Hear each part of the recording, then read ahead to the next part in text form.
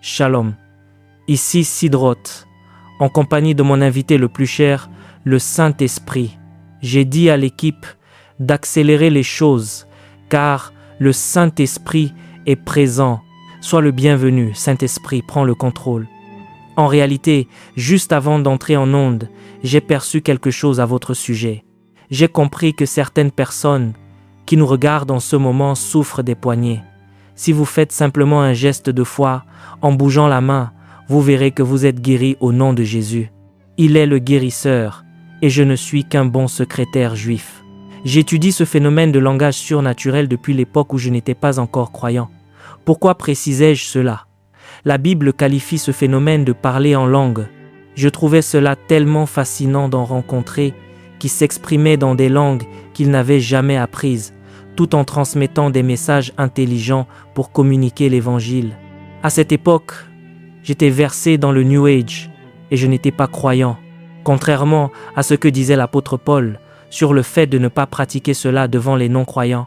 En tant que juif adepte du New Age, j'ai trouvé que c'était la chose la plus extraordinaire que j'ai jamais entendue.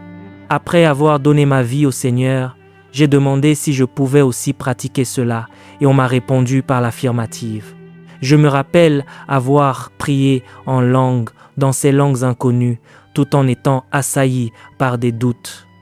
Ma première pensée était que j'inventais tout. Ma deuxième pensée était que j'étais en train de blasphémer contre Dieu sans même m'en rendre compte. Ma troisième pensée, la seule qui soit bibliquement fondée, a été de prier pour être capable de louer Dieu dignement dans un langage surnaturel venant de mon esprit et non de mon intelligence, comme l'explique Paul dans la Bible. Lorsque vous priez au nom de Jésus pour recevoir un bon don du Père Céleste, vous ne recevez pas une contrefaçon. J'étais rassuré, mais entre nous, il me restait encore quelques doutes. Tout a été définitivement réglé un jour où je me trouvais avec un ancien rabbi traditionnel devenu juif messianique. Je m'étais approché de lui et il me connaissait comme un croyant juif, bien que nouveau dans la foi. Il y avait là une femme enceinte dont le bébé risquait de naître mort et elle désirait un miracle. Je ne le savais pas sur le moment, mais je pense que le rabbi, et si c'était son nom, possédait la foi nécessaire pour accomplir ce miracle. Pour ma part, en tant que tout nouveau croyant, je n'avais certainement pas la foi pour ressusciter les morts, même si j'aurais aimé la voir. Le rabbi m'a alors regardé et m'a dit « Sid, prie en langue pour elle ». J'ai donc commencé à prier en langue et j'étais tellement soulagé qu'il s'agisse du parler en langue. Vous savez pourquoi?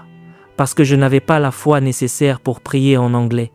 Comme je ne comprenais pas ce que je priais, je me suis dit que c'était tout à fait dans mes cordes. J'ai posé ma main sur son épaule et j'ai commencé à prier en langue. Une fois la prière terminée, la femme est partie. Le rabbi m'a alors regardé et m'a demandé « Comment sais-tu parler cet hébreu ?»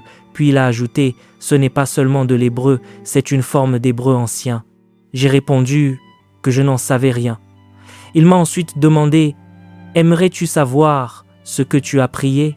Et ce que j'avais prié signifiait « L'esprit de cet enfant est déjà au ciel. » Pouvez-vous croire cela? Pas étonnant que, même en tant que non-croyant à l'époque, j'ai trouvé cela incroyable. Je suis convaincu que quiconque croit en Jésus n'aurait pas pu le devenir si le Saint-Esprit ne l'avait pas conduit à lui. Le Saint-Esprit réside en chaque croyant. Même si nous faisons une distinction entre les croyants remplis de l'Esprit et ceux qui ne le sont pas, il s'agit en réalité du degré d'abandon de notre personne au Saint-Esprit. Cependant, chaque vrai croyant possède l'Esprit de Dieu en lui et peut accomplir ce que Paul déclarait lorsqu'il disait « Je prierai par l'intelligence et je prierai aussi par l'Esprit. Je chanterai par l'intelligence et je chanterai aussi par l'Esprit. » Voici comment j'interprète ces propos. Si je prie par l'intelligence, d'où viennent les prières? De mon cerveau. Si je prie par l'Esprit, d'où viennent-elles? De mon esprit. Et où se trouve mon esprit? Bonne question. Jésus l'a défini en disant que de notre sein couleront des fleuves d'eau vive. Votre esprit réside donc au plus profond de vous. Permettez-moi de vous exposer quelques raisons de prier par l'esprit, puis je vous partagerai des révélations extraordinaires que je n'ai pratiquement jamais enseignées en dehors des réunions de prière de notre équipe et qui ont le pouvoir de transformer une vie. Avant de poursuivre cette vidéo, nous aimerions vous partager un message important. Si cette chaîne vous bénit, si les enseignements des différents prédicateurs fortifient votre foi et que vous aspirez à aller plus loin avec Dieu, nous vous recommandons vivement notre livre « Les généraux de Dieu ». Dans ce livre, vous découvrirez les habitudes spirituelles, le parcours, la consécration, les sacrifices et les principes bibliques qui ont marqué la vie des plus grands hommes et femmes de Dieu. Vous comprendrez également comment la puissance de Dieu s'est manifestée dans leur ministère et surtout, comment appliquer ces vérités bibliques dans votre propre vie afin de développer une relation plus profonde avec le Seigneur. Le lien pour vous procurer le livre se trouve dans la description de cette vidéo ainsi que dans le commentaire épinglé.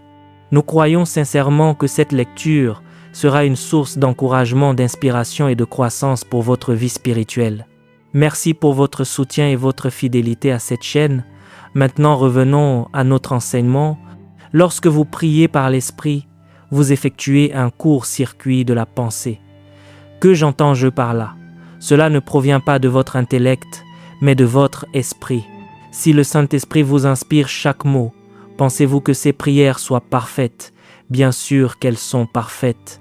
En revanche, si votre pensée vous dicte chaque mot, alors que vous n'avez pas nourri votre esprit des informations adéquates, vous ne prierez même pas correctement. De plus, vous priez avec une foi absolue à 100%. Lorsque vous priez avec votre intelligence, vous faites des efforts, mais je ne pense pas que ce soit toujours avec une foi totale. Alors que, lorsque vous priez depuis votre esprit, vous ne pouvez même pas faire obstacle à cette prière.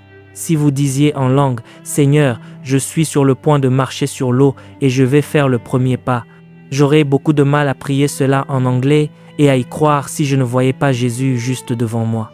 Je ne pense pas que Dieu puisse nous amener à prier avec une foi aussi absolue en dehors de ce langage surnaturel, à moins qu'il ne nous accorde un don spécial de foi.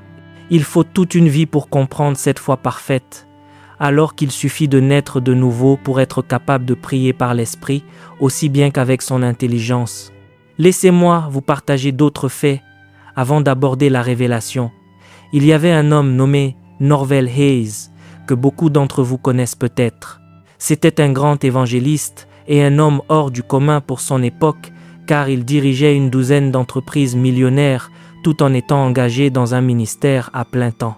Il était le grand ami du docteur Kenneth Hagin et a siégé pendant de nombreuses années au conseil d'administration de son ministère. Un jour, il a demandé à Kenneth Hagin père, qui est aujourd'hui auprès du Seigneur, quel est le secret de tous ces grands miracles et de toutes ces paroles prophétiques que tu prononces? Hagin a répondu, c'est très simple, je prie sans cesse. Saviez-vous que cela est écrit dans la Bible? Dans la première lettre aux Thessaloniciens chapitre 5, verset 17, il est écrit que c'est un commandement de Dieu. Priez sans cesse. C'est exactement ce qu'il a dit. Cependant, j'apprécie particulièrement la traduction de West, qui rend fidèlement le grec d'origine et le temps du verbe employé dans ce passage.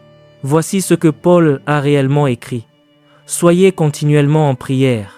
Cela ne signifie pas prier de temps en temps, mais être continuellement en prière, dans un présent perpétuel, sans s'arrêter. Vous pouvez avoir les meilleures intentions du monde, mais à partir de votre seule intelligence, il vous est impossible de prier sans interruption. Cela dépasse notre nature humaine, notre corps et notre âme. En revanche, cela ne dépasse pas notre esprit, car c'est l'Esprit de Dieu, le Saint-Esprit qui habite en nous. J'ai donc commencé à chercher à intensifier ma pratique du parler en langue. Kenneth Hagin affirmait que son secret résidait dans la prière ininterrompue. Le docteur Cho, qui a dirigé à une époque la plus grande église du monde, comptant plus d'1 million de membres, faisait une déclaration similaire. Même lorsque son église était plus modeste, avec 500 000 ou 750 000 membres, il disait qu'il ne pouvait pas fonctionner au quotidien s'il ne consacrait pas les 5 ou 6 premières heures de chaque journée à prier en langue. D'un point de vue purement logique, Cela peut sembler impossible car une journée ne compte pas assez d'heures. Pourtant, il affirmait qu'un phénomène surnaturel se produisait en consacrant ses premières heures de la journée à prier en langue. Cet homme, qui avait la charge d'1 million de fidèles, expliquait qu'une telle responsabilité était trop lourde pour un seul homme, mais qu'en priant en langue 5 ou 6 heures par jour, il devenait capable d'accomplir l'impossible et de faire fonctionner son Église de manière exemplaire. J'ai alors commencé à me demander comment je pouvais prier en langue surnaturelle sans m'arrêter. Je pouvais faire comme le docteur Cho et réserver les 5 ou 6 premières heures de la journée, mais la plupart des gens ne le peuvent pas. Paul possédait un secret, tout comme Hagin. Si vous assistiez à une réunion du docteur Kenneth Hagin, vous pouviez voir ses lèvres bouger sans qu'aucun son ne sorte. Que faisait-il? C'était son secret. Il priait sans cesse en langues inconnues, dans des langages surnaturels. J'ai découvert que je peux prier en langue, sans même bouger les lèvres, et pas seulement sans émettre de son. Je peux prier en langue simplement en formulant ces langues dans mon esprit, par opposition à mon intellect. Paul a écrit quelque chose à ce sujet, et c'est une révélation que très peu de personnes ont entendue. Dans la première lettre aux Corinthiens, chapitre 14, verset 5, selon la traduction Ouest, il est dit « Je désire que vous parliez tous en langue. » Lors de la Pentecôte, tous ont parlé en langue, et certains prétendent que cela était réservé à cet événement. Mais Paul s'adresse ici à l'église de Corinthe et exprime son désir que tous parlent en langue. C'est là que naît la confusion pour quiconque n'est pas instruit dans la pensée de Dieu, car il s'agit d'une question de règles. Laissez-moi vous donner une analogie. Vous ne pouvez pas prendre un manuel de règles de football et l'appliquer au basketball, même s'il est parfait pour le football. Vous avez besoin d'un manuel de basketball pour en comprendre les règles et d'un manuel de football pour les règles du football. Ils ne sont pas interchangeables. Il en va de même pour le parler en langue. Souvenez-vous de l'épisode où j'ai prié et où le rabbi a interprété ce que j'avais prononcé en langue pour la femme dont le bébé risquait de naître mort, révélant que l'enfant était déjà auprès du Père. Il s'agit là du parler en langue destiné à rendre témoignage. Il existe aussi le parler en langue pour l'édification de l'Église. Lorsque Paul aborde les dons spirituels dans l'assemblée, il se demande si tous parlent en langue. L'implication est que tous n'ont pas ce don particulier au sein du culte. Pourtant, il demande à tous de le pratiquer dans le passage que je viens de citer, et à la Pentecôte, tous ont prié en langue. Pourquoi cette différence? Il s'agit de règles distinctes, tout comme pour le basketball et le football.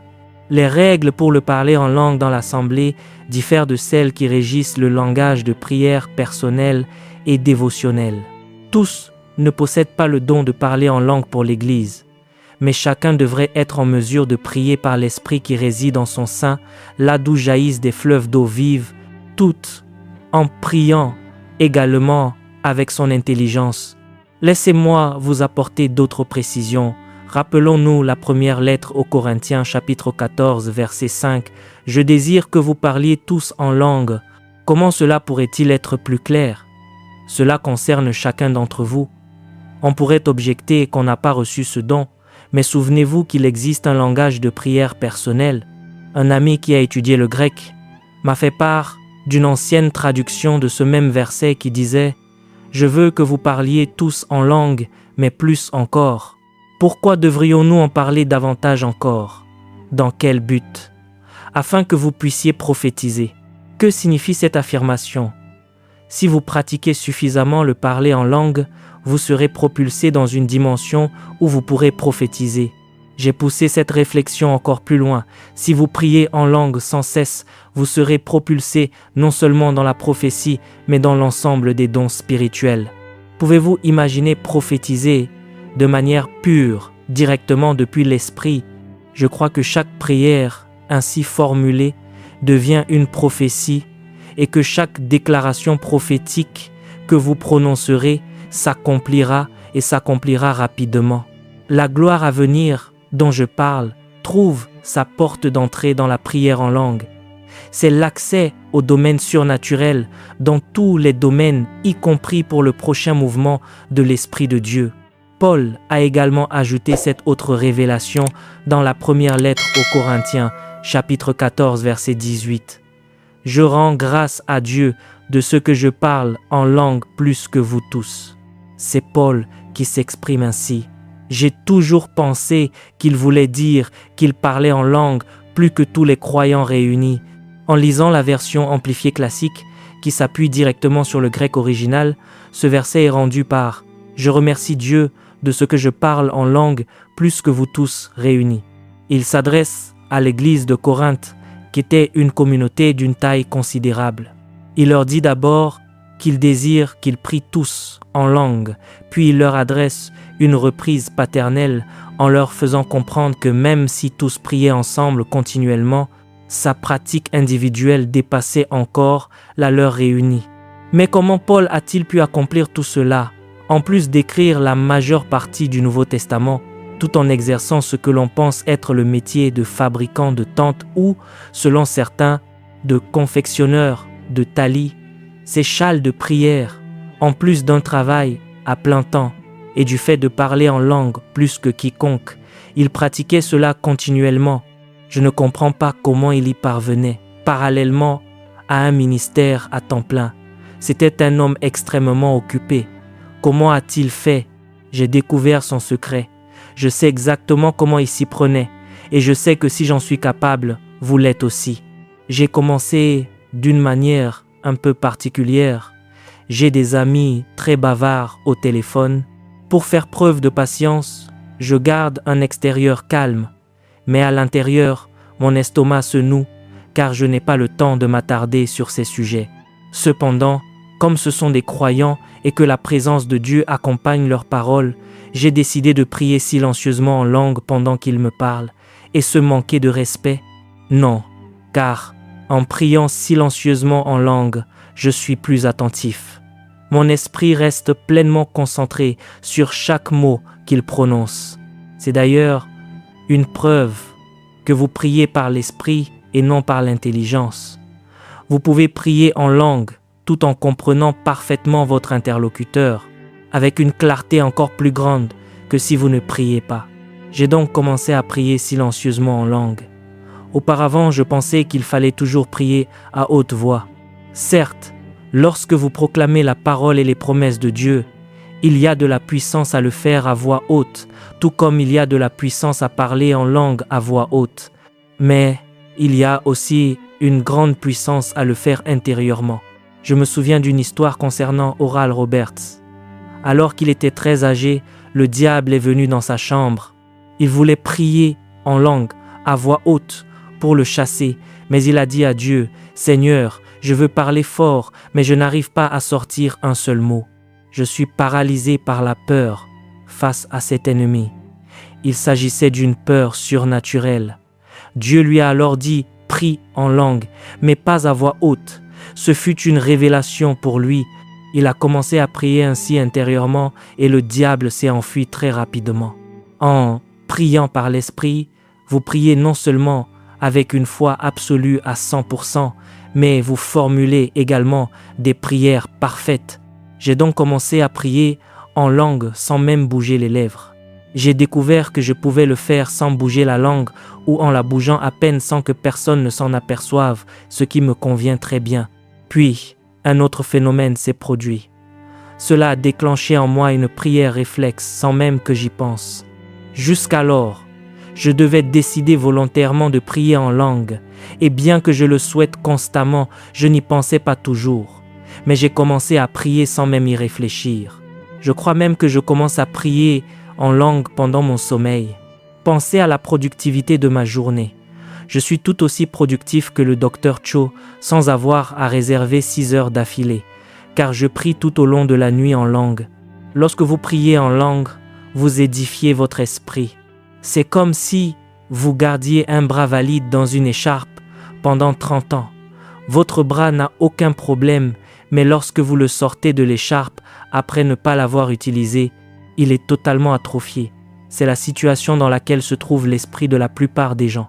Ils possèdent un esprit qui vient de Dieu, Mais la Bible déclare que lorsque vous priez en langue, vous édifiez et vous rechargez votre esprit. Je désire que chaque personne qui m'écoute puisse prier en langue à moins que vous ne connaissiez pas encore le Messie, ce à quoi nous allons remédier dans un instant. Je souhaite que chacun de vous prie des prières parfaites en langue avec une foi totale à 100%. Réalisez-vous que des événements inédits et historiques se produisent dans ma vie? Je me disais que cela faisait simplement partie de mon destin. C'était le cas, mais il y a une autre explication. Dans les premières années de mon ministère, je priais en langue beaucoup plus que ces derniers temps, où je suis devenu très occupé. Tout ce qui s'accomplit aujourd'hui est le fruit de ces prières en langue, faites autrefois sans même que j'en saisisse le sens sur le moment, car il s'agit de langues inconnues. Rien ne se produit sans que quelqu'un n'ait prié au préalable. Ainsi, lorsque nous remercions Dieu pour ses bienfaits, c'est souvent parce que nous les avons priés en langue il y a 20 ans sans nous en rendre compte. Sans vouloir me vanter, car toute la gloire revient à Dieu, j'accomplis des choses inédites dans le ministère alors que je suis un homme tout à fait ordinaire. Il y a tellement plus encore. Lorsque vous priez en langue, vous priez pour votre santé avant même que l'ennemi ne vous frappe. Vous priez pour entendre Dieu plus clairement, pour la salvation de votre famille, pour vos finances et pour la guérison de blessures émotionnelles profondes qui vous empêchaient d'avancer pleinement avec Dieu. L'ennemi ne comprend pas ce que vous priez et ne peut pas saboter votre avenir, car vous-même ne le connaissez pas et ne pouvez donc pas le divulguer. Si vous parlez trop, le diable fera tout son possible pour vous empêcher d'obtenir ce que vous avez proclamé. Voici 2 points essentiels pour conclure. Soit vous possédez une connaissance expérimentale de Dieu et vous demeurez inébranlable quoi que le monde vous fasse subir, soit vous ne l'avez pas et vous connaissez des hauts et des bas spirituels. Ce n'est pas une manière stable de vivre. Je vous invite à prier avec moi à haute voix pour recevoir cette connaissance expérimentale de Dieu. Cher Dieu, pardonne-moi pour tous les péchés que j'ai commis. Je les place sous ton précieux sang. Maintenant que je suis purifié grâce à la croix, je te demande, Jésus, de venir habiter en moi, que ta vie et ton langage surnaturel résidant dans mon esprit. Saint-Esprit, prends le contrôle de mon esprit humain. Je m'engage à prier en langue pour édifier mon esprit et le faire grandir. Si vous avez fait cette prière, le Saint-Esprit habite désormais en vous et vous êtes en chemin pour entrer dans une connaissance expérimentale et révélée de Jésus. La porte est ouverte. Maintenant, je vous invite à prier dans votre langage surnaturel. Paul disait « Je lève des mains pures vers Dieu ». Pourquoi sont-elles pures? À cause de la croix, du sang et du sacrifice du Messie pour nos péchés. Vos mains sont pures. Peu importe ce que vous avez fait, c'est effacé au ciel par votre repentir, même si cela reste dans votre mémoire ou celle de l'ennemi. Levez donc des mains pures vers Dieu et répétez après moi. Je vais vous guider pour vous aider à passer de votre intellect à votre esprit, situé au plus profond de vous.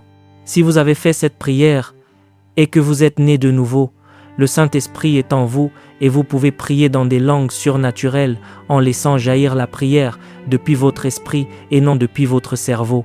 Descendez par la pensée au plus profond de votre être. Lorsque je le fais, je peux ressentir physiquement la présence du Saint-Esprit et cette sensation s'intensifie lorsque je prie en langue. Vous allez prier dans une langue que vous n'avez jamais apprise. Tout comme vous ne pouvez pas parler anglais sans l'intervention de votre cerveau, de votre voix et de vos lèvres, vous ne pouvez pas parler en langue sans faire coopérer votre esprit avec vos lèvres et votre voix. Après cette prière, commencez à prier le plus rapidement possible. En allant vite, vous empêchez votre mental d'intervenir et la prière jaillira directement de votre esprit. Le langage ne se trouve pas dans votre cerveau. La seule chose que votre intellect puisse vous dire est que vous en êtes incapable, ce qui est exact, car seul Dieu peut parler en langues inconnues à travers vous. Répétez d'abord ces mots en français. Cher Dieu, merci d'être mon Seigneur et mon Sauveur. Remplis-moi jusqu'à bord de ton esprit et de ta gloire. Je t'aime, Seigneur. Merci pour ton sang, Merci pour la croix et merci pour ta paix, ton shalom. Donne-moi les mots pour te dire combien je t'aime. Je te dédie chaque parole qui sortira de ma bouche, Jésus. Maintenant, commencez à parler à haute voix, non plus en français ni dans une langue que vous connaissez, mais aussi vite que possible pour contourner votre pensée. Descendez dans votre esprit et exprimez-vous. Ne vous demandez pas quoi dire. Dites simplement oui et exprimez-vous rapidement. Voyez-vous, je peux vous parler tout en continuant à prier en langue, parce que cela ne vient pas de mon intellect, mais de mon esprit. En ce moment même, un dos vient d'être guéri, un cou a été guéri, une hanche a été guérie et un problème d'audition a disparu. Comment le sais-je? C'est le Saint-Esprit en moi qui le sait. Saisissez cette guérison. Dieu est tellement bon. Vous pouvez activer ce langage à volonté, l'arrêter à volonté et passer du français au langage spirituel quand vous le souhaitez. C'est le seul don de l'esprit dont la pratique dépend entièrement de votre volonté. Je prie au nom de Jésus, que Dieu soit glorifié